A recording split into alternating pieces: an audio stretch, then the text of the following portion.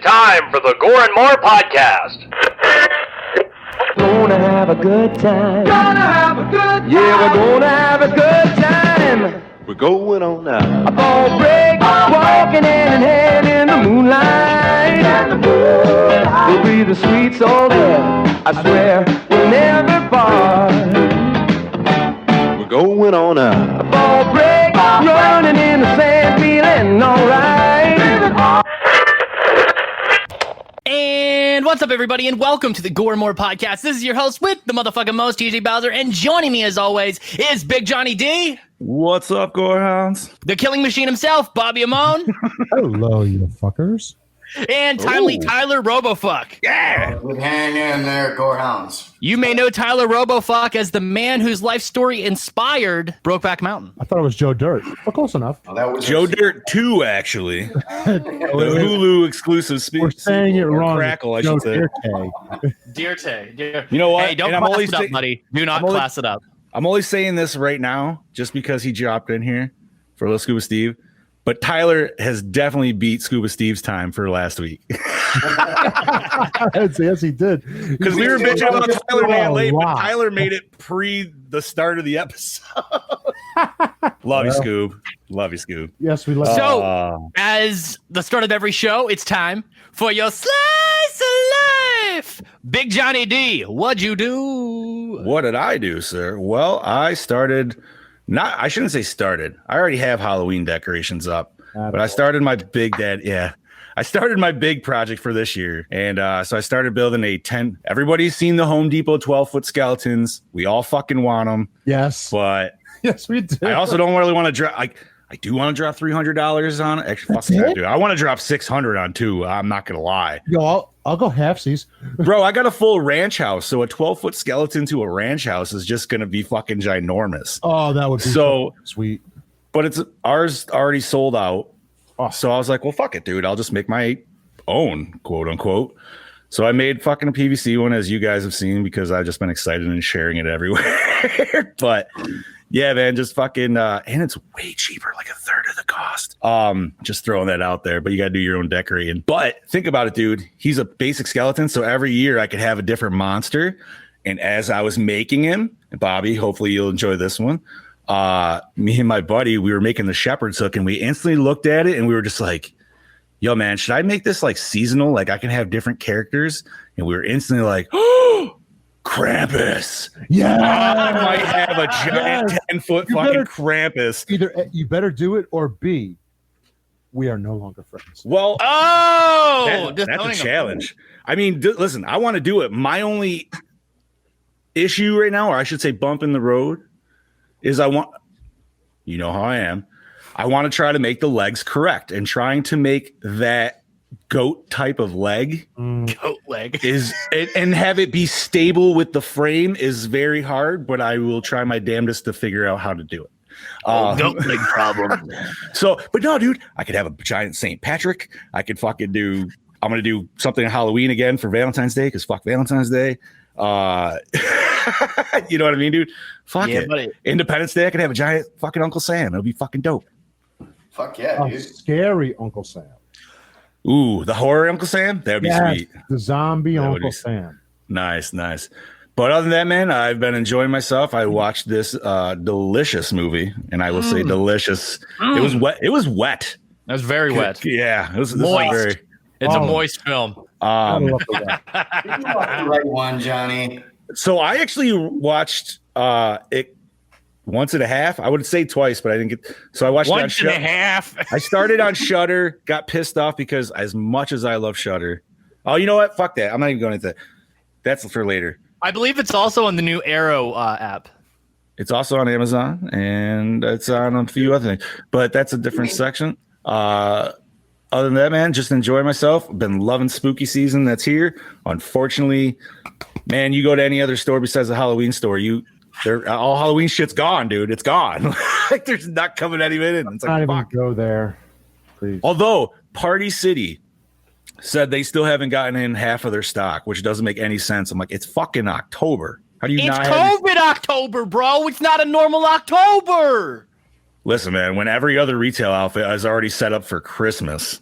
Oh per October 1st. Yeah. Sorry, Tyler. I know that fucking hurts us all a little bit inside when I say that. It does, man. But no, man, it's Party City's got some deals going on too, boys. I will say that, and listeners, Gorehounds. But you know, get your spooky shit on. Tyler, how the fuck have you been, brother? We haven't seen you in a minute. We haven't. Oh, not too bad, not too bad. Work, come home, work some more. I got my porch all enclosed, so now I'm gonna have another bonus room on the house. Got everything closed up last night. Nice. Oh fuck yeah, dude! Got to put some windows and the door in, and put some siding on, and I'm fucking good to go. And then watching this movie, it just reminded me of a feeling I had when I was a kid, and your mom gave you one cookie and said you can only have one cookie, but you know there's For some reason, I thought that was going to go a different direction with your mom, but whatever. Keep going. Christ. Bro. I fucking I She got stuck under the table, didn't she? everything last night. No, it was the dryer. Anyways. Wait, no. It was under the bunk bed that you had in your house that you didn't know existed. What the fuck, Bobby? What the hell? Tyler, welcome to the show, man. Welcome back. Welcome back, motherfuckers. Welcome back. This is how we bring back. This is how we bring back our most beloved people. Yeah. Yeah, we start making sexual innuendos real quick, and next thing you know, we're all on a list. We haven't seen Tyler's beautiful face since the 100th episode, man. So you know. No, we haven't. Yeah, it has been a minute. So what else you been up to, bud? You got some new. I heard additions? recently he got into the art of rip starting. For those of you who don't know, rip starting it's whenever you start to masturbate and you pack your asshole full of anal beads, and right as you come, you pull your anal beads out real quick. It's called rip starting. Oh, the good old lawnmower, huh? You gotta watch how you All right. You might hit the cat. The good old pole start. He messaged me the other morning. He's like, "Man, I just rip started and I feel great." And I was like, "What's that?" And he explained it to me, and I was just blown away. Literally. I mean, that's probably the best, cleanest way to start the morning. You know, like you're feeling fresh as a motherfucker at that point. You're empty. Yeah, as you're shit. out. You're out both ends. You're good to go. And just pour some coffee on there first, and it really gets you going for the day. Nice. Good old rip start. Fucking A. Bobby, how was your week?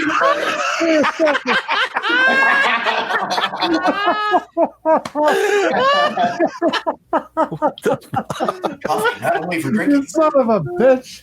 Diuretics Junior must be. Yeah, it is.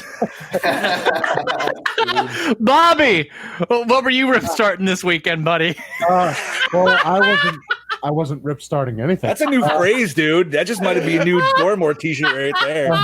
Damn right it is. So Saturday was a chill day. I was with my girlfriend, and we went with her sisters and a few of their friends out for. Oh no! Fucking lost Bobby, during his refresh. slice? We lost your video feed. Bro, during his slice too. What the fuck? That was terrible timing. So anyways. back to, who's trying rip starting first on the show, huh? Ooh. Or is that Patreon content? You know what? I want to know what it's called down under. Brody, let me know, bud. We'll call him. Right? That's true. Oh, that's right. I'll get his answer right from him. So I want to shout out to our live shout out, streaming bud. hosts right now. They actually did everything that I asked and gave me proper buttons to make Bobby show up properly now. So thank you guys for making large buttons. There it is. So we're back with the show. So you were talking about your weekend or something. Yeah, I was out with my girlfriend for her birthday and a few others as well. We were celebrating. And Sunday was football, chilling, going to apple cider places and such. Really chill weekend. This week, finally, now after a while, I have cosplay stuff coming in, and I'll be able to now finally, hopefully, finish the Jason that I started 6 months ago. God damn. Would have been done by now. Yeah, but isn't that the one show. you technically like restarted? Yes. Yeah, so But I can finally get it to the point where I like it. So that's all being worked on. And touching on what John said before with the Christmas stuff. I had to go to the store today. I walked into the store. let it out, Bobby. I see One blow up tree for fucking Halloween. Looks wonderful. What's to the left of it?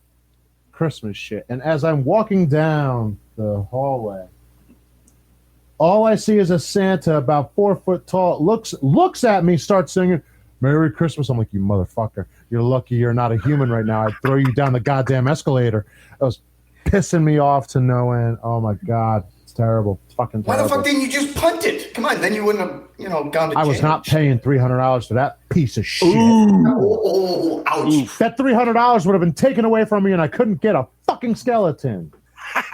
Wouldn't it have felt good to drop kick Santa, though? Yo, you could have a Yeah, but then it'd be on the naughty Santa. list, which You can have a singing Santa or a 12-foot skeleton, dude. 12-foot skeleton. 12-foot skeleton all day. And if I did that, I'd be on the naughty list, although it's not really as bad as I think about it, so it doesn't really. Ooh, you're always on my naughty list, Amone. Oh my God! Calm down, TJ. Easy.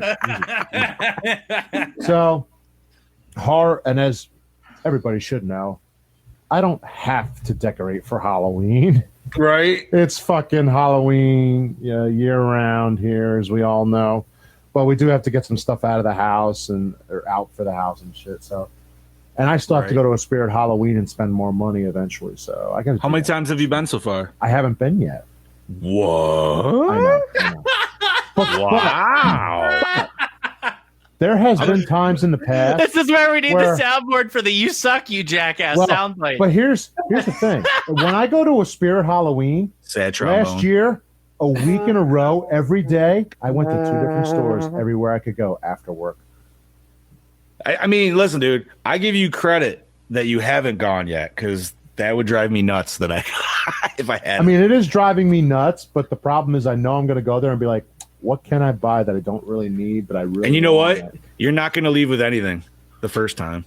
That's a lie. Maybe you will. I don't know. I guess It depends. I always end up with Right. a mask going out, and I'm like, I'm not wearing this year, but I will eventually. Yo, I'm not going to lie. I was definitely peeping that Beetlejuice sign.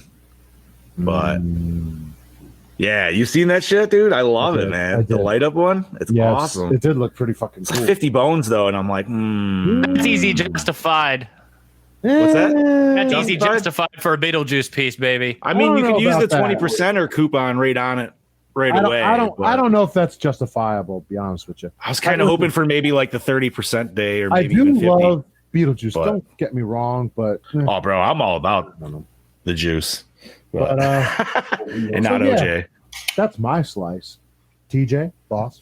what's Okay, guys, as I say every week, I did podcasts here, podcasts there, podcasts everywhere. Luckily, wasn't too busy this week, but did manage to maintain my daily upload schedule. So if you head on over to projectlouder.net, I have maintained a steady stream of new content. And if I didn't upload a day, it's because my internet was down, and I made it up to you tenfold by uploading 3 new pieces today, including this live stream. I did do a Project Louder studio tour October 2020. Uploaded that on the Project Louder YouTube. You can go and find that now. Just posted it up on Facebook as well. So go give that a watch. Fucked around with some camera angles here. As you can tell, things are a little bit different. And then I fucked with the lighting a little bit more, trying to get a whole new vibe going on in here, trying to up the quality once again, because that's the Project Louder guarantee. Baby, you know how it is. And then I got a couple shout outs for you guys over the week here. So, fucking hell. Okay. So, first shout out to Connor Hart, the Yowie of Kalgoorlie. Please remember to put on deodorant, you dog cunt. Shout out to Seth Gilly. Thank you, and I appreciate you. Shout out to our very lovely Tisa Wicked, just to let you know that I'm thinking of you and to stay strong. Shout out to my friend Frankie Clayton. You rock, dude. You are part of the horror community and part of it, what makes it great. So, Tyler O'Buck, thank you for joining us, and let's start our review of 1990's Bride of Re-Animator by the great Brian Usna. Directed by Brian Usna, who also did my favorite Return of the Living Dead film, Return of the Living Dead 3, and Silent Night, Deadly Night 4. 4. That was the which one, if I'm not mistaken? 4 is The Initiation. It's like with the cult witches, right? Or something like that? Yes, sir. Alrighty. I am getting a slight echo, so for anyone would be the culprit of that, please fix that. Please. Is that me? Is it me? Maybe, baby. So, written by Woody Keith and Rick Fry, produced by Brian Usda, starring Jeffrey Combs. Still here in the echo. That's on you. Jeffrey Combs is from Beyond and Cellar Dweller. And then this one, he's as Herbert West. Bruce Abbott from The Last Starfighter and Bad Dreams. Whoever did that, fixed it. He plays Dr. Dan Kane again. Claude Earl Jones as Lieutenant Leslie Chapman. Fabiana Undeno as Francesca Danelli. David Gale as Dr. Carl Hill. Kathleen Camont as Gloria the Bride. Mel Stewart as Dr. Wilbur Graves. Know him from Dead Heat. Irene Forrest as Nurse Shelley. She's from THX 1130. That is George Lucas's first film. Michael Strasser as Ernest. He's from Big Man on Campus. Mary Sheldon as Meg Halsey. And Friday as Angel. Fabiana also is Austin Powers 1. Ooh. Yes, she is. A lot of vagina.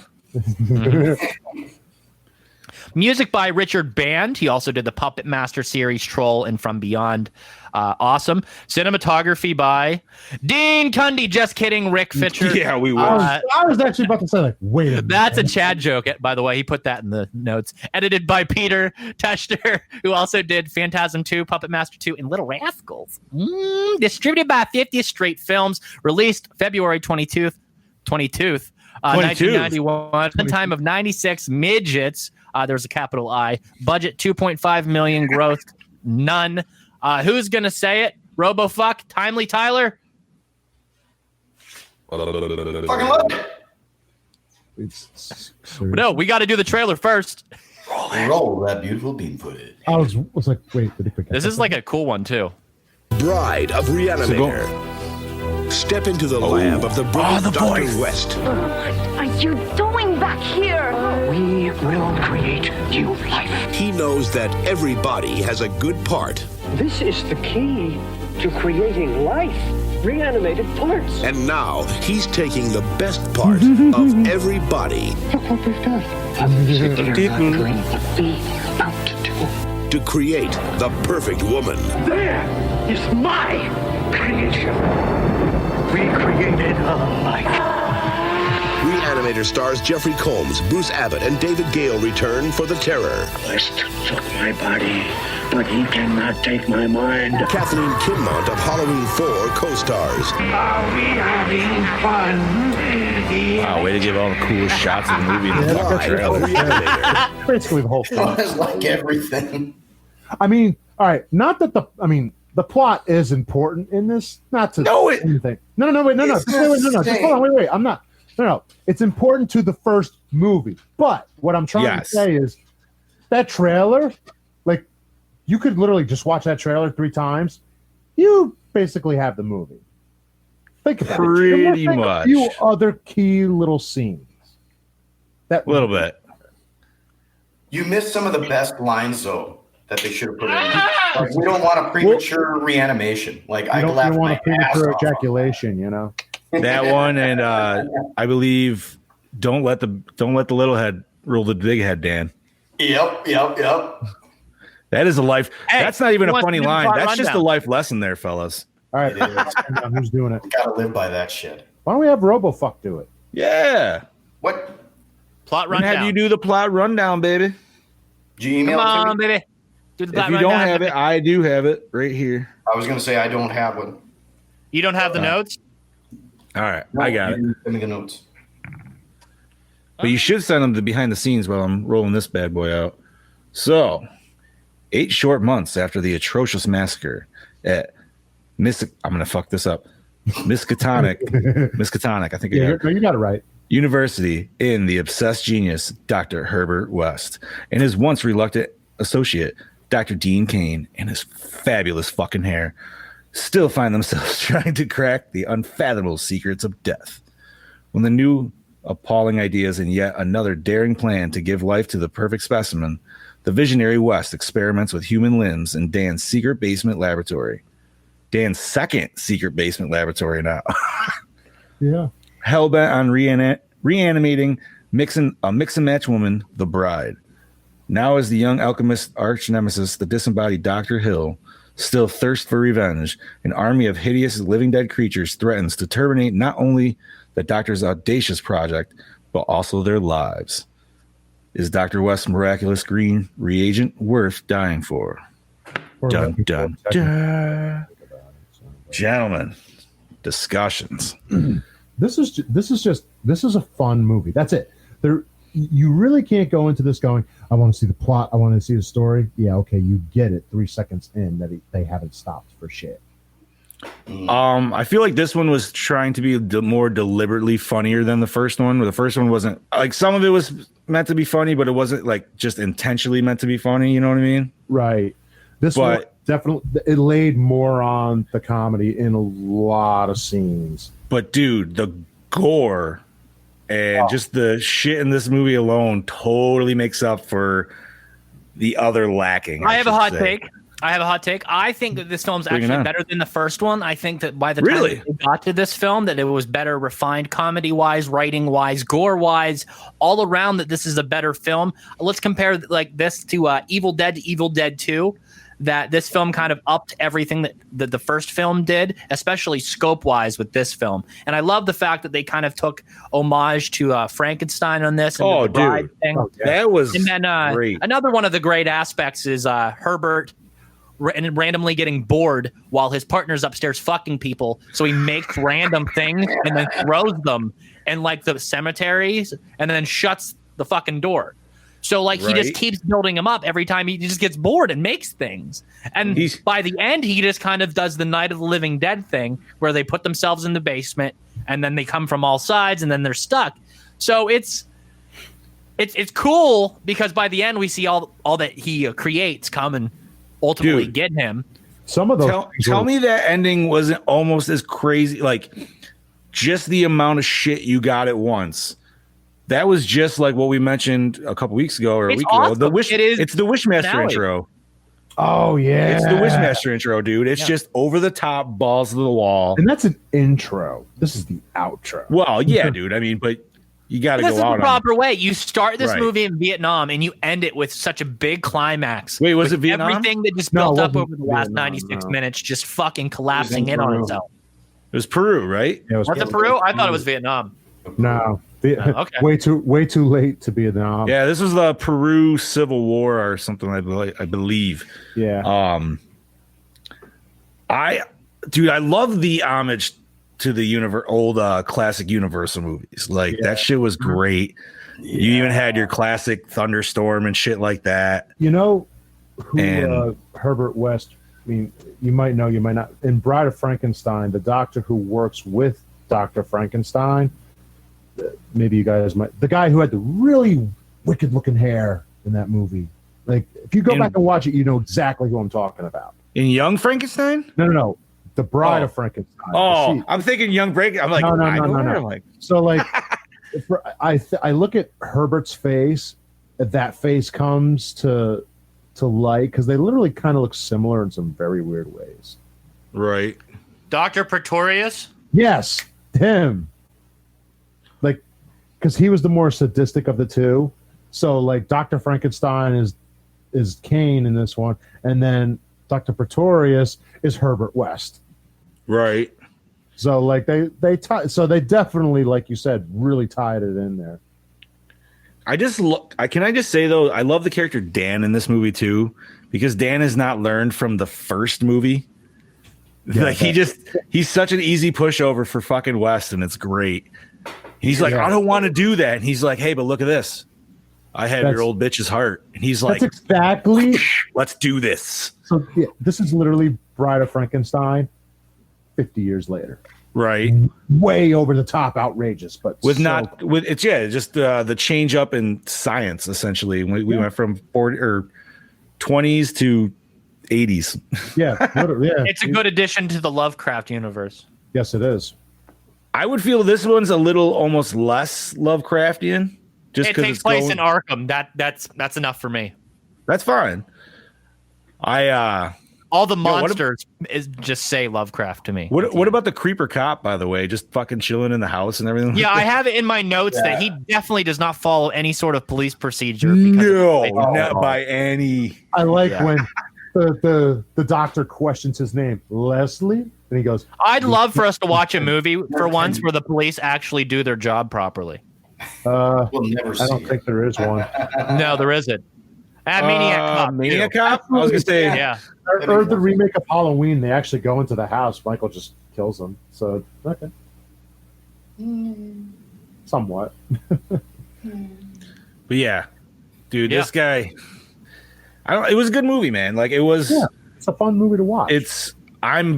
And once again, I've never even watched the third one, but watching these two, and I've heard things about the third one, but I still definitely want to check it out.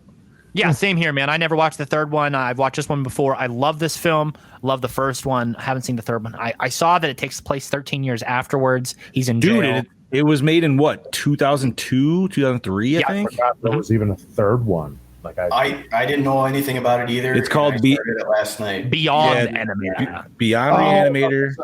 I actually never mind. I do remember reading about it, but it was all made in like Brazil or something like that, or like Spain. 2003, Spain. Spain? Yep. Yes, sir. So like Herbert West is the only like really returning person in that one, but that I know of. But yeah. Jason Barry. Who the fuck is that? No idea. I'm sure. I think he's the new Dan or whatever in that one. I'm willing to bet that's got to be good on some weird level. But yeah, Dr. Howard Phillips. Yo, if we go into the year of the threequel, Brian Usna directed and produced this one. It can't be bad at all. Right, and so this is true. Just because it's in Spain, it was probably because it was cheaper there to film. Because it was in Spain, that's why it never got a theatrical release here. So it went right to video. So it was like released on Sci-Fi Channel. So everybody just instantly pooped on it, anyways. I see.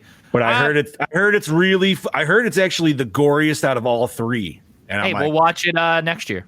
Right? Fuck yeah. Year 3. But no, this one was, fun. It was just an all-around fun movie. Mm-hmm. You didn't get the cat scene, but I feel like they gave you a couple of replicas of the cat scene. They definitely gave you things that were just as quotable. Right. So you got the bat, you got the weird cat dog foot hand thing. The whole God dialogue. Oh, dude. Yeah. That was a good monologue, man. That was like a 3-minute monologue. Holy shit. I think Herbert really shines in this movie more than anyone. I think that his character has the most development, and I think you really start seeing the same way that Bruce Campbell starts becoming Ash in the second Evil Dead film. You see Herbert West and his actor really become the character. What's his name? Jeffrey Combs really become Herbert in this film. And I think that, like you said, the comedy's on point, the acting's on point. He plays an insane guy. Perfect. And one of the scenes that I just found myself laughing so hysterically at is whenever he's standing there staring at the foot and tickling the foot, and then he gets this crazy idea to merge them, and then immediately the foot kicks him in the face and then starts choking him. And he throws him in the trash, dude. Yeah, I just lose it so fucking hard. See, I think I laughed the hardest at the bat, dude, when the bat came alive and then it fucking started. You didn't attacking. laugh at the laugh at like the bro handshake from the dog? Oh, dude. I'm not saying I didn't laugh at the whole fucking thing. I'm just saying I think the bat, like, just that shit reminded me of the cat one in particular. Yeah. And then it just ended crazy with him cutting the fucking wings off like a child psychopath, dude. Like, holy shit. Yeah. But boy, did that come back into play. Who would have fucking thought? To say that came back into play is probably the biggest thing of the whole fucking movie, really. Right? Like, come on. Like, pay attention to that scene. That was pretty epic. But no, man, the slap. There's more foreshadowing in this film than anything, dude. It's nuts. Right? And I actually like how he's kind of almost jealous, not of Dan per se, but like of the women that's hanging out with Dan. But I don't think he really cares, because by the end he's making his own woman and he's so happy. He's like, she's better than her. I made you. See, I didn't know. I feel like he was like, look, you like her, but look, she's better. I mean, correct. I don't know about you. I mean, I always go for the dark haired, but maybe change Kathleen's hair to a little darker. Dan was sold a few different times, and then he like shook out of it because they were like, hey, there's live pussy over here. Fuck it, I'm calling Steve. He got all shook up. I'm all shook up. I don't want you. Right? Go away. She made him some Italian sauce, and it must have been Bobby's recipe, dude. Because by like that, they were in the sack, dude. Like, what can I say? TJ motherfucking Bowser. Scuba Steve, what's up, brother? Oh, about to go get my workout on because, getting a little fluffy due to COVID. Pump up the iron. What happened, brother? Who am I kidding? Can you guys hear him okay? You can hear him. Hold on, I got to unplug the cord real quick. Julie, do the thing. Do the thing. Oh, not all sexy. There, Steve? I am here. Okay. So, thoughts on Bride of Re-Animator? It's one of those goofy flicks like Evil Dead 2, where it's not scary, it's gory as fuck, and it's not.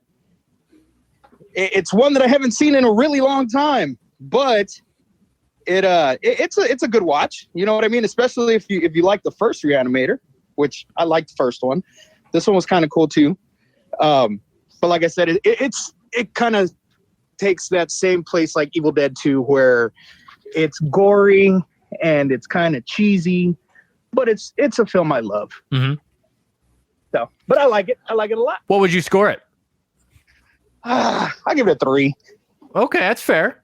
Yeah, it's not an amazing flick, but it's not a horrible flick, Okay. So I give it a 3 out of 5. Awesome. Well, thanks, Steve. I appreciate it. Yes, sir. Okay. Till next week, brother. See you later. Later, Steve. Steve is joining us next week, right? Yeah. Yes. So my dongle went out, and I can only hear him on my left headphone. You guys aren't experiencing that? You guys can hear him in stereo? Yeah. Yeah, I heard him stereo. Okay, thank God. As long as it's happening on my end, I don't give a fuck. This fucking Apple dongle went out. I need to go get a different one. I like the word dongle. What the fuck's going on here? Brody Kane, my doppelganger, banger from down under. What's up, you dog cunt? Not much, you rip starting mother liquor. What the fuck is happening, crew? He fucking. So, thoughts, feelings on Bride of Re-Animator? Well, you know what? I love that Kane and Wes, they try and use already reanimated parts to try and assemble new life. Yep. And by doing this, it creates these events that lead into more gore and creative creatures than the original. I really enjoy that. But the overall tone of the film, it feels like a dark Universal monster film, hence the title of the film. And I fucking love that. I love what they've done with the premise of that, turned it into their own movie. The Gloria tissue rejection scene and the mutant attack, best scene of the film. Yes. But I have one question for Johnny D, and that is, how in the fuck did Dr. Hill's head manage to survive being squished and thrown against the motherfucking wall from the first film? Ooh, that is a good question. And he'll answer that after your call. Let him stew on it. Let him think about it. So what would you score this mother liquor? 3.5. Nice. That's a solid score. That is the Rip starting score. Fair. Just like Steve said, it's a great film. It's a bit of both, but I'd probably give it a high praise. Kind of like The Dentist. It's a great film. I heard the sequel's even better, isn't it? I wouldn't be able to tell you. That got taken off the list real quick. I can safely tell you that it's not. Bobby says it's not good, so. Bobby. Yeah, right, eh? Well, Brody, thanks for calling. Thanks for answering our call this week. Appreciate it. No worries. And Tyler, lay off the rip starters, mate. I heard they can give you anal cancer, so. I'll make sure. Well, now wait a minute. Couldn't it? Okay, talk to you next week. Next week, Brody. See you, man. Wait, now wait a minute. Couldn't it cure the cancer if you just rip it right out? Down to no cats in the house. Fuck, I already killed one. Cats, he says. See, don't say cats, because when you say cats, I think of that episode of South Park where they have them pee on them and they'd start cheesing. Oh my god, dude! I haven't thought about that movie. Oh, gotta cheese. Fucking Kenny with the heavy metal. Jeez, oh man. I'm gonna get it in my pie.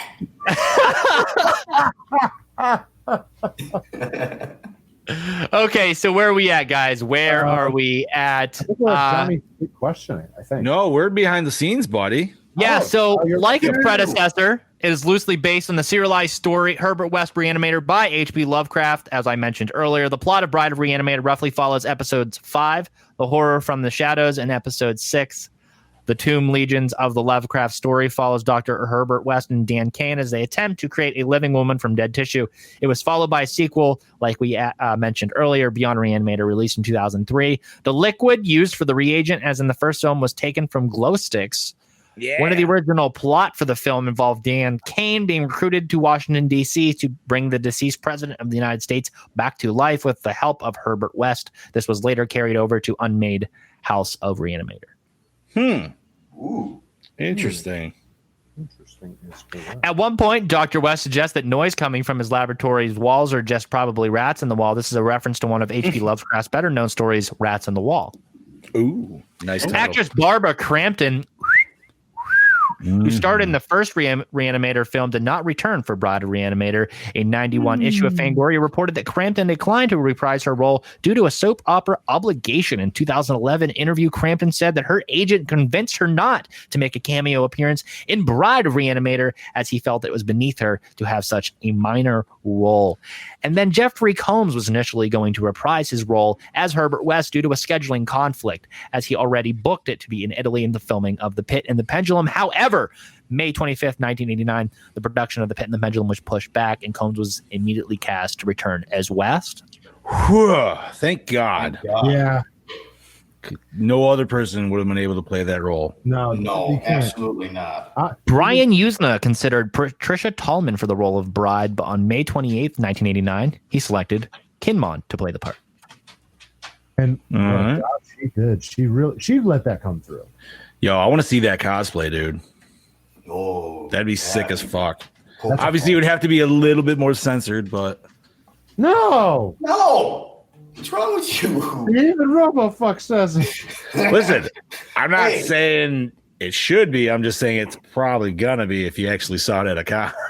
Here's a solid couple what we got behind the scenes thing. So Tony Dublin of Dublin Effects created Dublin, yeah, that's how it is. Special effects for the eye finger creature, which involved the use of rod puppet and stop motion puppet with a stunt hand. Dublin also created the puppet used to portray Francesca's dog Angel after West reanimates its corpse and attaches a human arm to it. When not depicted with a puppet, Angel was played by dog actor Friday, who was cast as demonstrating that she could walk with a prosthetic arm. West's failed test subjects were designed by Japanese artist Screaming Mad George. That guy is nuts. If you ever talk to Mick about working with that guy, it is the funniest fucking stories in the world. Speaking of which, quick little side note, he actually also returns for Beyond Re-Animator, so you get his effects again. Yes.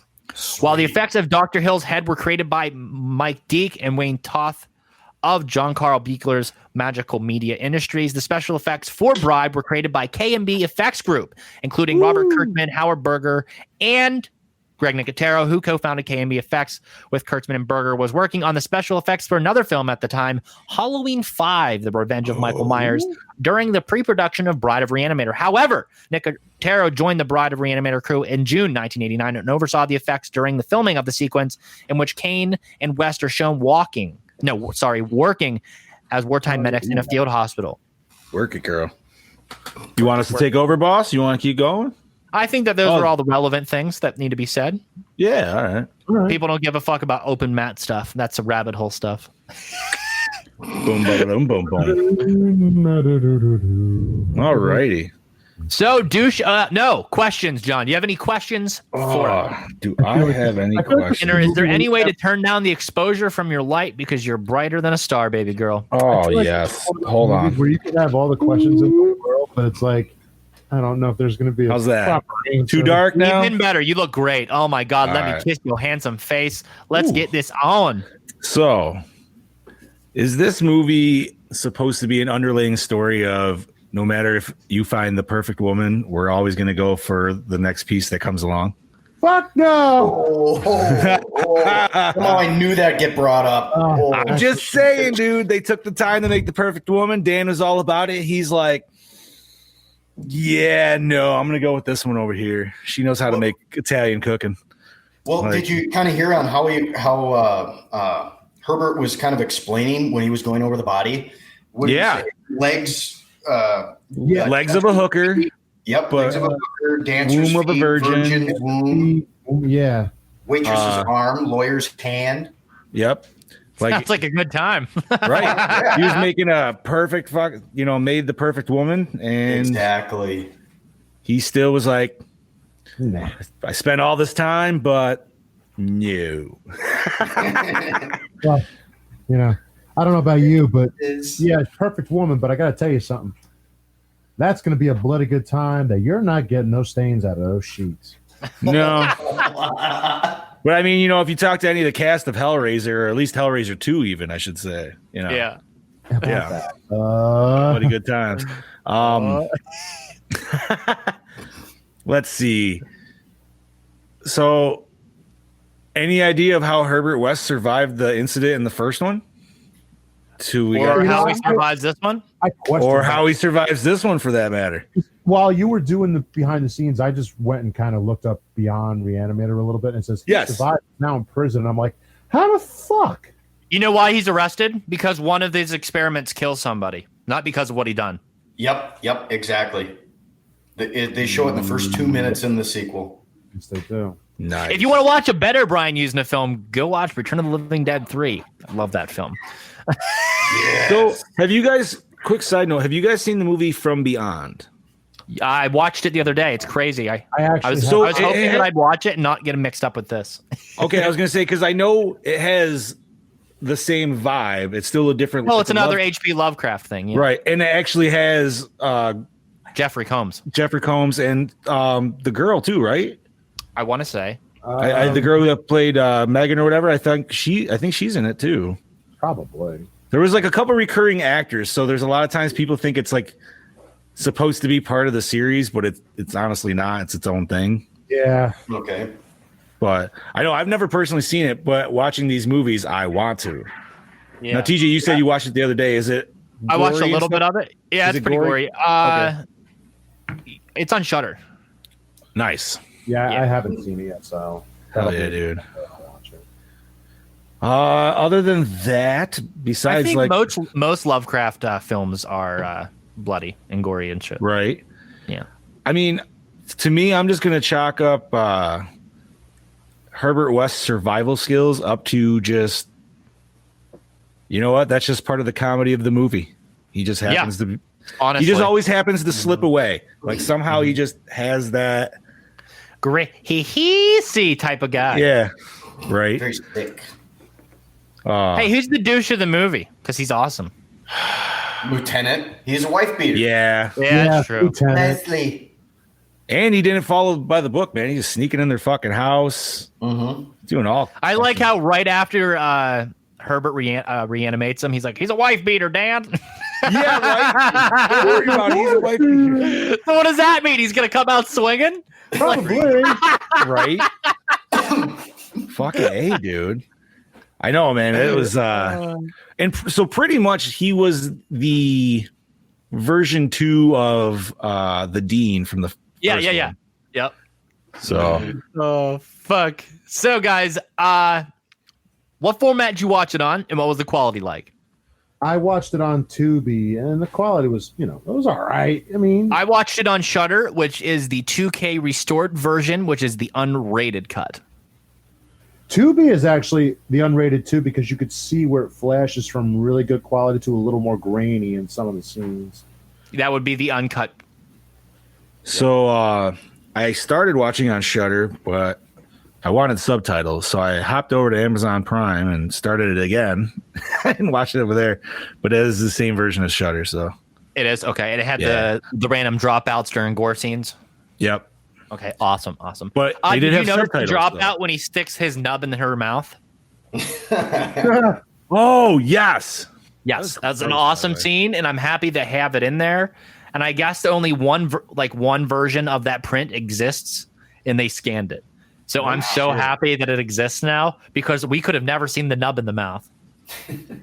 What a great little scene too. It is such a wicked little movie. Like as fucked up as this movie really is, man. Like the humor definitely helps settle everything. Because like that was even the thing with the first one, man. Because obviously it got super rapey towards the end, but it still has that weird like black humor that just kind of fucking, you know. Absolutely, big makes it all okay. I think it makes you just go like this. Like it makes you go like this. This is tolerable. This is good. Listen, man, there had to be if you were watching this with somebody, there was at least 5 different times that you turned at that and laughing to see if they were laughing at it too. Like, and if they weren't, I did you that were with my wife last night. And I don't know how your wife is, man, but mine looked at me as she was laughing. She's like, "This is fucking stupid." I'm like, "Oh, I know." It's like I know this is stupid. I'm like, I'm Could you loving imagine it. though? This movie would actually be disturbing if it didn't have the humor. So I think the humor is balanced to everything. Now, I would like to do a sidebar real quick. Yeah. That Herbert's West. God damn it! God, I fucking wedgie. That Herbert's West might be my second favorite. Well, Herbert West's lab in this film might be my second favorite lab of any horror film ever. First one being the crazy doctor from Day of the Dead. His shit's nuts. You want to talk about gore? Yeah. This guy, he comes in a close second. His is just small. See, I only like the other one guy because the other guy has like lots of fucking bodies to fuck with. Right. And it is a huge like military bunker with a lab. He just got a little fucking basement. You know? Yeah, but his basement's connected to the crypt, which is fucking dope. Like But it's an old. In Day of the Dead, it It's has the old one of my mortuary, so he's gonna have all Right. that shit. when it involves a dead body, where it's the reanimated one. It sits up, and you just see guts and intestines spill out. Like it's just like. But that can also be attested to Savini's effects in that film compared to K&B's here and the level at that point. Well, obviously, you know, K&B saved all their effects. Listen, I mean, not saying the movie in itself wasn't good all throughout, Fantastic, absolutely fantastic. but they saved it. You know, definitely the coup de grace for the bride at the end. Oh yeah. Like that shit was just, and like that whole scene, like, because I don't want to get into that until we get a little bit farther down the questions here. Well, Okay, we all can agree that the zombie chick from Return of the Living Dead 3 is hotter, though, right? Oh, Yes. Yes. If we're talking necrophilia, If you're talking about banging reanimated corpses, we're Right. definitely going to Return of the Living Dead All right, 3. you know something? Okay. I'll be back. He's got to go get his zombie nipple dumbbells. Ooh. How'd you know I got those? Shout out to Governor Cuomo for your nipple dumbbells. Rocket loud, rocket proud. That's right. Onward, So guys, then. I'm going to change it up for this film only because this film's different. Favorite kill or favorite kill scene? For favorite kill scene, since we don't really see a lot of on-screen deaths, I want to say like the hospital massacre is so fucking gnarly. Like the after effect, you mean? Like when you where see, they're like, doing the nurse panic bodies and you stuff? just see all the dead people. Yeah, that's dope. Mm-hmm. Yeah, actually, I'll just agree with you on that because everything else wasn't, I mean, to me, not really a kill. You saw the reanimations later, so I agree with you on that one. So I don't know if this would be considered a kill, maybe more of a death, but I would honestly just say the tissue rejection of the bride. Ooh. Like I don't know if you'd consider that a kill. I was thinking the exact Favorite same kill, thing. favorite gore scene. Actually, I mean, maybe it might, yeah. Because dude, that whole scene was like reverse. I don't. It was just nasty, dude. Like the way her head fucking pulled off and shit. Like, oh, so good. We're gonna call that tissue rejection. Tissue rejection. Thank you. Yeah, I'm gonna have to go with that one for mine. Okay, fair enough. I'm right there with Johnny. Sweet. Sounds good, Timely Tyler. All righty. Best scene. I'm gonna go with the entire third act, the finale. I think it's just absolutely fantastic. How could you not? Yeah, dude, everything about it. I literally had 3 best scenes. It was very tough. One of my favorites was the death and or reanimation of the cop in the basement. Okay. That was just so I found that like so outrageous. He's chopping his arm off. He's like spewing all this shit. It's just pure chaos. It was awesome. The third act, like TJ said, with the tissue rejection, all of that, everything. One of my other favorite ones, Tyler brought it up before, and I like it because he really gets a little sadistic, is when he's describing the body of the woman. Mm-hmm. Right. Because he's just like, you could see it, look at his face, and he's just like softly, like, this is from this, this is this. Like, that's a psychotic perfectionist at its best. Right. Like, he's just like, this is perfect. I found all of this. This is what it is. This is, and I'm just like, you need a psychiatrist, but this is working perfectly, you know? But you got those beautiful pan shots, dude, of like all the crazy fucking work and all the tubes and shit working the circulation system and everything, dude. Look fucking awesome. So those were my 3 favorite scenes. Damn. I mean, dude, that whole third act though, man, of just the I know quote unquote zombies breaking in, and then you find all the weird rejects behind the fucking wall, like rats. Yeah, the rats. I like how he looks at those things and he's like, this is absurd, and they're all just like, oh, what did he say when he was first knocking it out? He was like, what are you doing? He's like, security. Yeah. Security from what? Right. I was thinking it was going to be like a Dawn of the Dead situation. No, it was more foreshadowing. But yeah. I got a question. Go ahead, bud. Johnny brought up, the reanimation of the lieutenant. He seemed a little bit different than everybody else. I have a question though. After he ripped the dog's leg off, why the hell did he put it in his mouth and run out the door? Because he didn't have his other hand, so he was just trying to get another hand. So what was that paw gonna do? He still ain't gonna open up a fucking knob. Yeah, but you saw he was trying to open it up with the paw, right? Yeah, exactly. And then he put it in his mouth. Then he used his right hand to open the door. It's like, why did you put that in your mouth? Which that scene, oh my god, dude! See that helped scene, with comedy. That scene even right there just shows how awesome Herbert West is, because here this girl is, and her fucking dog just got literally ripped apart and thrown against the wall in front of her, and he's just like, "Oh, free dog parts." He's like, just wait. I can fix this. He doesn't even say that. He's just like, "Oh, that sucks." He just seizes the moment, and he's like, "Oh, great, more shit to like work on." Fresh dead body, not too much tissue damage. We're pretty good. And the fact that this motherfucker came up with a drug to kill people to make it look like a heart attack too. Yeah, just so he could do this shit. Like that's even crazy. Yeah. All right. Even Dan said, "Yeah, that's great if you want to murder somebody." Doesn't look like murder if it's a heart attack, right, baby? Exactly. Oh man. Opening scene, boys. Party? Did you like the Peru blood? Absolutely. And gore Yes. It was interesting because I had no idea where this movie was going with that intro. So yeah. You know I what? was just like, all right, we're in the fucking jungle now, baby. Honestly, you know what I actually baby? You know it was Bride of Re-Animator when I saw it, but like when I saw that opening scene, I was like, yo, is this gonna be like some zombie army guys we're gonna see now? Right. Too? Well, like, oh shit. It only takes you like what, 10 minutes to get to the fucking title card. Yeah, it does. Hey, you can't complain when Friday the 13th, 2009 exists. Listen, yeah. If they just gave me that, I like the 09, but if you just gave me that first 30 minutes before the title card, I would have been fine with that. I would have left the theater been like, I would have left the theater been like the biggest fucking hard on, be like, that was amazing. Shit. Ladies and germs, ghouls and boils, best hits, hottest girl, best dick, hottest guy. Well, I don't know if Dr. Hill could win best dick on this one. I don't know, man. maybe best wings, maybe best bat wings. Hey. I'm going with Kathleen Kinmont because I mean she is a good-looking lady. I'm gonna go with Francesca. Oh, dude. Francesca. She's a nice slice of pie.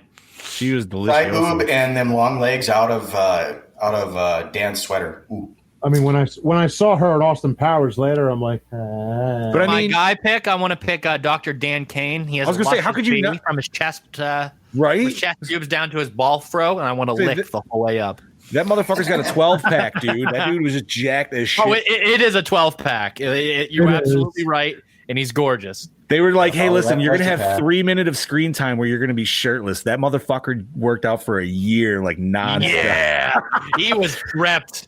Well, wouldn't you too? Fuck yeah. Me? You were asking the wrong Yes, person on that one, dude. I'm more of like the Jack Black. Like I just I'm come with working the on tummy, mine. dude. I'm getting back to it. All right. Yeah, Bobby's the filter or the Svet guy here.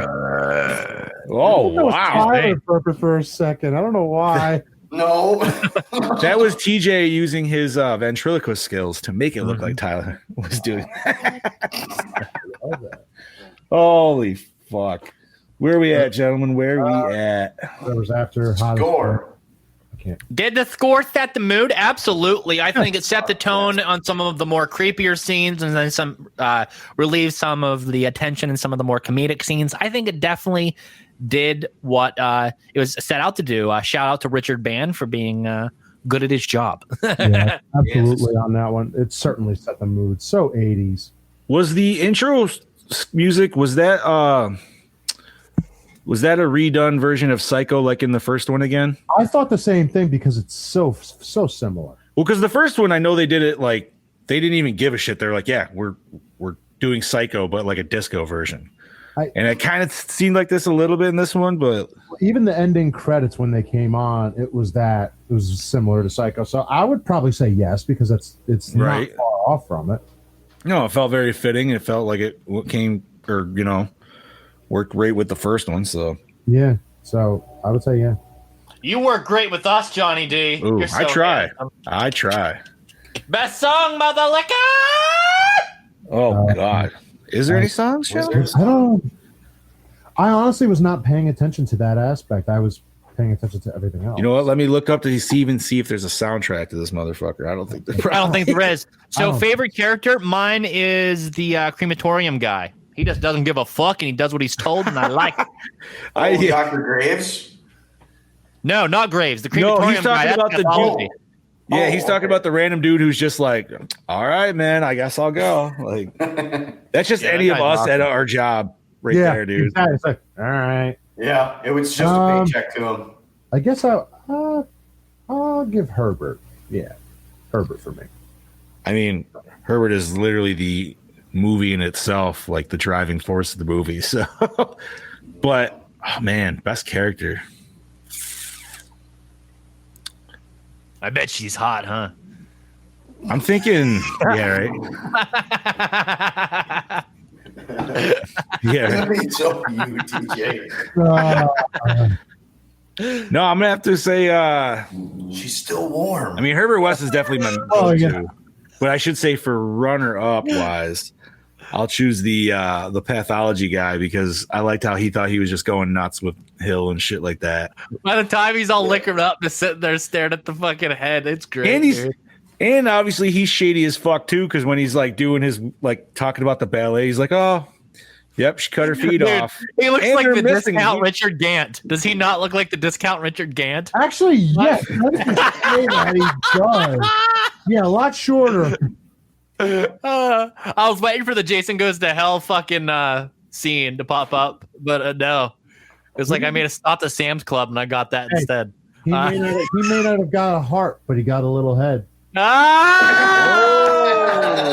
like it. You're welcome. Thank you. I'll be here all day. Oh, there it is, guys. Side note, there is no soundtrack. There's just a score. So, yes. there we Anybody go. else have any input on favorite character? I was just going to say Dr. West, and then I'm the same too. The secondary would be the crematorium guy because he just doesn't give a fuck. Yep. All right. Was it scary? No, but it was No. gory and it was definitely cringe-inducing. Yes. The blood splattering alone, the puke coming out of the mouths. Yeah. Pulling on the tendons. I always loved that shit, dude. I mean, I like that shit too, but when I watch it and then I look down at my own wrist, I'm like, imagine. I'd be like, guys, look what I can do. Yeah. Hey, when You're they the Terminator, crushed man. You do that shit eyeball anyways. thing, when they crushed that eyeball thing, when the lieutenant tossed that book Oh, when he over- steps on it? or no, he threw a book on it, didn't he? Or, Did he throw a book on it? Oh, yes, Yeah. yes. I'm sorry. Did that not look like an egg yolk to you? Like where'd they cut It was green. Was it green? So in Dr. Seuss land, it absolutely looked like an egg green. Yeah, it probably was. They just probably dyed it. I wouldn't doubt that at all. See, that's what I was wondering. Mm-hmm. Dude, that was a sweet. I love me some claymation, dude. Like I know, or stop motion, I should say. Everything is great on this. Oh, yeah, I love it. And you know what the best part is? Like, so you know the part where the hand is like the little finger thing is like creeping over the pan. Yeah. Yeah. Are you talking about where Herbert and Kane are in the foreground? Yes. And then they're like there, and then they have the stop motion go over top. Like well, right before here. the stop motion, when it's just creeping over the pan, the effects dude who created it, that's literally just his hand doing hand play, and he's wearing a fucking ring, an eyeball ring. Oh no shit! And I'm like, dude, that's awesome. So you got some live acting, you got some fucking stop motion. And fuck yeah, dude. This is a sweet little fun movie for sure. That's dope. Pieced together beautifully. Does it hold up today, boys? Yes. Yeah. And I have nothing to add to that. Yes. Yeah, that's all. I think we've talked about that. Acting. I think acting from every single person was exactly what it needed to be, and I think it all attributed to the comedic tone of this film. Yeah, nobody was chintzy. Nobody backed off. They all gave an outstanding performance for what the movie is and everything. So I would definitely say for this movie, their acting was spot on for this. Couldn't agree more, gentlemen. Yes, absolutely. Gentlemen? No, I'm a Republican. I'm not a gentleman. Cinematography. Anybody want to make any comments? I like the close-up fast shots. I love the color in this movie. I will say that. Like, I always thought they do a good thing, and they always are. Every time they always have the reagent in the shot. I always feel they give you a nice dark shot just to help it glow that, you know, well, of pop course, that much nicer. And yeah, man. I mean, like I like the weird. So let me tell you, the cinematographer also worked on Starship Troopers, Empire Strikes Back, Running Man, and RoboCop. Damn. Yeah. The guy's stacked. So he fucking knows. A is. Better watch what I say then. As of recent, Terminator Salvation, Alien Resurrection, Alien 3, Rogue 2, Top Gun, Temple of Doom, Amityville 3D, Return of the Jedi, Dragon Slayer, Poltergeist. Ooh. Jesus Christ. This Hot guy's diggity. Diggity down. I did like like I said, I like the way in the beginning, the intro was filmed in Peru. Like that just seemed like it was filmed a little different, especially because when all the army guys busted in and all that other shit, like you had the super like spastic shit going on. But I think creating atmosphere, I think that they really did a great job in Herbert's lab. I think that whenever they're applying the bandages to certain areas to make the joints grow and stuff, I think that that's really well shot. I think that some of the outside scenes, whenever she's going towards the house, those are also really well done. I really like some of the more POV shots that they have to incorporate some of the attacks. I think that that's really fucking sweet.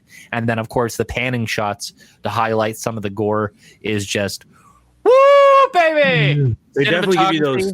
It's above normal. Normally, the cinematographer is a visual effects guy.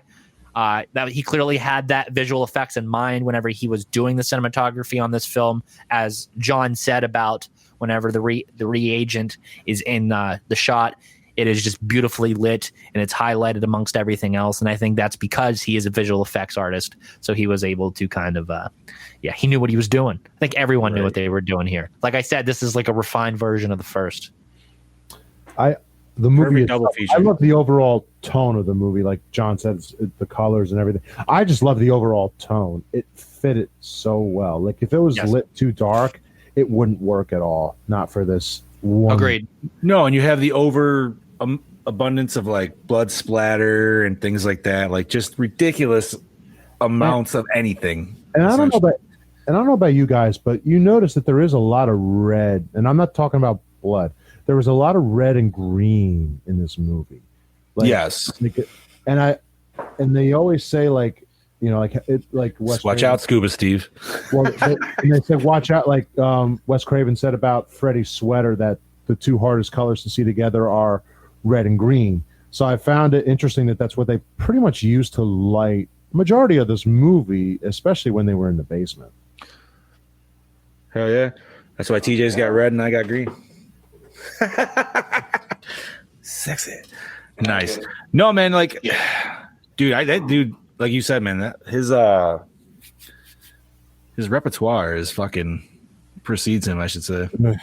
Precedes. That's awesome. He is. You mentioned Running Man, dude. Now that's all I'm thinking about.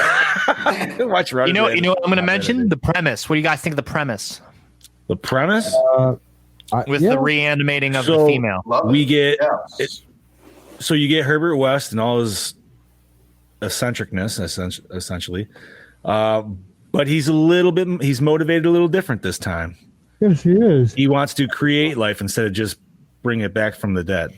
Yeah. Right. And essentially he does in so many forms. Well, he starts comparing himself to God a lot more in this film, and he's definitely created, like, he understands that he has this power. And like I said, he's so self-aware, and he's really become Herbert West at this point that, I mean, God, it's so cool to see him really amp it up. That's why I'm interested to watch the third one to see how he brings that up so much farther down the road. I think that this series is similar to the Maniac Cops, where the first one's good, the second one's great, and then the third one's Third one could be Well, yeah, I got to watch the third one to even make the comparison because I've never seen it. I am curious to exactly how it is. Like I said, I was reading up on it before, and just reading the plot, I'm like, there's definitely some interesting Beyond Re-Animator review to come next year. I'm watching that after the show tonight, dudes. Yeah, recycle, rewind, or remake. Rewind all day. If they were going to remake this, everything would be CGI. Majority. So, be trash. It just wouldn't be the same unless you brought in Jeffrey Combs again as Herbert West. Yeah. What was they wouldn't do shit. Even in? What was that, Tyler? What was the last movie he was in? I think it was I Still Know What You Did Last Summer. That's the last I seen of him. Yeah, me, dude. It's you know more about that than I do. Oh shit. Rating, boys, rating. Timely Tyler. Sorry. I'm gonna go a solid 3.5. I loved it. I had fun. I always have fun watching it. Makes me want to watch all of them. I mean, it's a great story. It's a great franchise. I'm gonna Sex Machine cosplay. I'm going to give it. I'll give it a solid 3. I do love it, but solid 3 for me.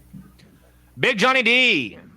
Man, I really wish I knew what reviewed the first one, but like kind of everybody said before, it's a good one. Hits the gore, hits the funny. It's not the greatest movie. I feel like it's above middle of the road. So I'm going to give it a 3.7. I'm going to give it a 4.75. Hot damn! Slamming the dick down. Holy fist! You just dick your dick in one like this. Bro, you just put that shit on the table, dude. I love this film. I told you I was going to have a hot take. No, that's fine. And I think that this film is fucking awesome, and I loved every second of it. And that is a Gore N More score of 3.73 out of 5. All right. That's fair. And once again, I feel that's very, yeah. I feel that works, then. React to my score, and then we get something that fucking solid out of it. That's why Gore N More's number 1, baby. That was got to bring up everything's relative. It is. Scuba Steve. Okay, he says remake, but with Jim Carrey. Now, Jim Carrey can be psychotic, man.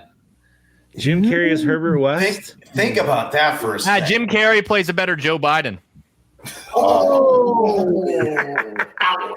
Sniffing up on kids. Oh, shit. Hey, you went there today. We're not going to talk about him. Jim Carrey as Herbert West. You know what? I'm not going to say no. That would probably I'd like be pretty to read interesting. it. I mean, Jim Carrey, fucking A, dude. Tyler Perry is Herbert West. Isn't that what he was in Ninja Turtles? No. Yep. I wouldn't mind seeing Carrey do this. I think it would be interesting. That's a good point. Now, I don't know if it's You want to know why I think about it? Because I think of his psychotic humor, and then I think of that movie, The Number 23. So that was awesome. So now you have to find that medium road where he's the psychotic, dark, but there's that little bit of light with it, like Herbert West has. He has that very fine line. You know what he wants, but at the same time, he's also like. And we need a Scooby-Doo Herbert West crossover. That'd be funny as shit. Now there is a comic book crossover, and I probably mentioned this when we did the first one, but there is a Evil Dead Re-Animator crossover comic that I've been looking for, and I really want to get. I don't think I've heard of that. Wow. Yeah, I don't know the premise of it. I'm assuming. While you're doing that, I'm assuming Herbert West finds the Necronomicon, and which means Re-Animator is all tied in with Jason Goes to Hell, and no, you're making this whole research thing with K&B effects in early '90s films super hard for me. Why? I'm gonna end up connecting every film, and then there's gonna be like a secret Listen, if somehow you can connect all these films Johnny. to Cabin in the Woods, then Cabin in the Woods is the thing that literally encompasses everything else. So that's all you'd have to do. Johnny D. Yo. There's more than one comic. I'm sure. But I'm talking about the crossover series where it was like it was either Army of Darkness. Army of Darkness with Re-Animator. There's, I think. Hold on. Yeah, it was a series. It was a mini series they did. Let me see how many comics they did. There's quite a few. I thought it was a 4-part miniseries, but maybe it was 4-part miniseries. I think there's more than 4. God damn it, Corona! I could have been looking for the shit at we have Monster Deep Mania. Rising next week. Oh, yeah. And I will not be here, unfortunately, but the lovely Scuba Steve will be here in my place. So you'll get another 30 minutes late again, right? Yes. You better not be, goddammit. He's on my time. Hey, worst case Ontario, maybe I just show up 30 minutes late to his live show that he's doing October 9th, this Friday. October 9th, he will be live at 8 p.m. Eastern Standard Time with the very first episode of Somewhat Supernatural. I'll be in the background producing the thing, making it look, sound, all sorts of nice, trying to make that first episode really hit home. I hope you guys all tune in. It's going to be quite the experience. Shout out to Steve and everybody else that helped him make this happen. Can't wait for it. Yeah. Also, shout out to the Big Bad Beetle Bros over from Project Louder. They're pumping out content now, soon to be back, hitting you in the face with all new stuff. I will be joining them tomorrow for an episode, very special episode of the Big Bad Beetle Bros podcast. So stay tuned for that. And then, of course, we announced the very wicked Halloween. That means Tisa Wicked's going to be doing 4 episodes for Halloween, randomly placed throughout the month, with the final episode being a very special guest interview. We're trying to lock down one of the cast of Hocus Pocus. Oh, shit. Really? Nice. So stay tuned for that. It's going to be one of Tisa's first interviews on the show that isn't me. So It wasn't me from the very beginning. Yes. So, guys, I'd say head on over to projectlouder.net for all things pop culture and much more. Your source for podcasts, good podcasts. There's a lot over there, guys. Not going to name them all, but you can check. What are we up to now, boss? 16? 16 podcasts on the Project Louder Network. Beautiful. Damn. Come to Project Louder, everybody, please. This is why we stopped listing them off, because it's gotten to the point where it's just like, fuck, man, you can't do it. You're going to forget somebody. Every fan who watches every day, every week of every month. Actually, we should list them off just to be nice. Yes. But why do we have to be nice? We're always nice. Let's be assholes. So here are some of the podcasts on the Project Louder Podcasting Network. So let's start it off with Box Office Banter, Comics and Kaijus, Louder Sports, Dream Warrior Review, Gore N More. This one, House of 1,000 Discourses, Jerk the Curtain, Rabbit Hole, Rants from the Black Lodge, Somewhat Supernatural, Big Bad Beetle Bros, the TJ Bowser Power Hour, Two Guys on Friday, Wicked Wednesdays, Wake and Bake. Am I missing anyone? I think we're good. I should have just counted them off as honestly. I lost count. I did not do that. I lost count like after 10, and I'm like, there was 16. I only got 10 fingers. God damn it. Shoes around. But those all can be found on all of your favorite podcasting platforms, iTunes, Spotify, and Google Play, or anywhere else you listen to audio-only content. But that is it for this week. This is your host with the motherfucking most, Mr. 88, the man who leaves the lady sore and begging for more, TJ Bowser, signing off. This is your cuddly co-host, Big Johnny D, saying, see you later, Gorehounds. This is your you can go fuck yourself so I can kill you later co-host, Bobby and Monse. I'll see you later. I couldn't fuck that any better. This is your guest host, the T6900 Robofuck, saying, keep it bloody, Gorehounds.